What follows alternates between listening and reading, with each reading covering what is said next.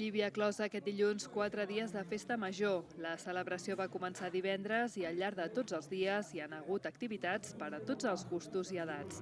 Des de l'Ajuntament fan un balanç positiu de com ha anat l'edició d'enguany de Pesquetes.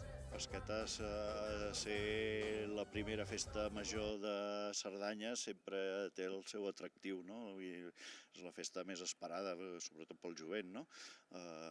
Divendres va ser un ple total, vull dir que és impressionant la mainada que arriba a vindre en aquesta festa. I dissabte també es veu que ha sigut l'any que més hi ha hagut de ple per un dissabte al vespre.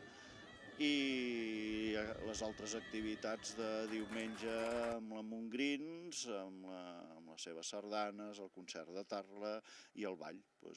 I avui ja dia final de festa major. Les activitats per als més menuts també han tingut molt bona acollida, com els inflables o els jocs tradicionals de dilluns al matí, que és festiu a la localitat.